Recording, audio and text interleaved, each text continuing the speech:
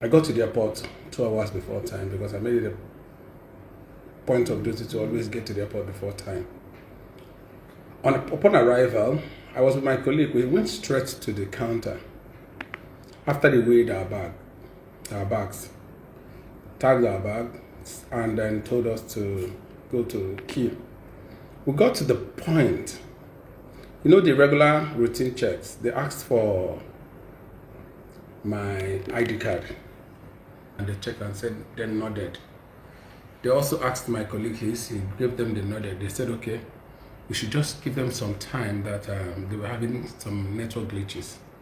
So my colleague and I went to the private lounge there and sat down. Then, after like about 10 minutes or 12, 15 minutes, we saw that people were being checked in, people that came later than we did. So I told my colleague, I said, okay, Mustafa, apparently it's like they have resolved the problem. Let's go back and check in. Then when we got there again to check in, the guy told me, oh, so sorry, they are still having some network glitch. Then I asked the lady, but what about the people I saw you checking in? He said, those are government officials. Then it rang on my head, it bang. And I asked, please, is this a private airline or a government airline? Do they have anything with government?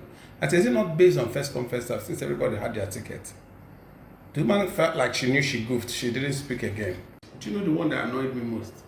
The guy told me, please, can I help sub them? Can I give them my network so that they can use it to see if they will resolve the problem? I mostly and foolishly gave them activated my hotspot. He said, okay, that their own is working now. We stayed there. Then one other guy, I picked his name is Chidi. Chidi came out and said, Oga, I think it's not what I'm suspecting that's going on. I think it's not what I'm suspecting that's going on. It was then I asked the man, what is actually going on? We need to be checked in. Can we now be checked in? The man ignored us. Then I tried to make one or two moves to see if we could do some noise to see if we could get his attention. The guy didn't say anything, he ignored us. Then he kept checking in people. But what I later discovered was that everyone that came, he would check your name. They had finished checking people in, printed all the boarding pass. So at that time I came, what they did was they checked my name to see if I was among those that they printed his boarding pass. And I didn't know.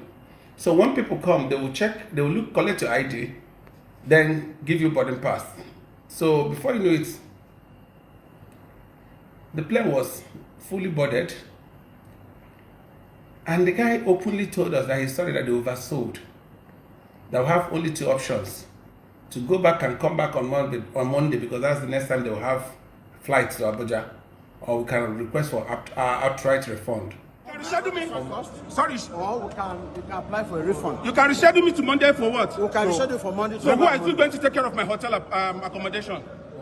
I held myself. Because at that point in time, I felt like, one, this man took me for a fool.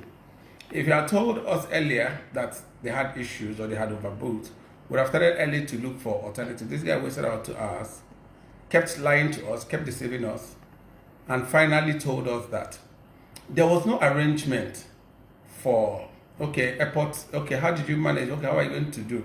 Since we are causing you this pain, no apology, no nothing. What he kept saying is that we are sorry. You know, all this regular, reluctant, we are sorry.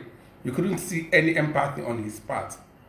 Because I felt why they did that is because they take Nigerians for granted. We are about 13 of us, only 11 of us were able to put down our names. I can forward you the names and their phone numbers. If you want to make inquiries, you can call those guys and ask them.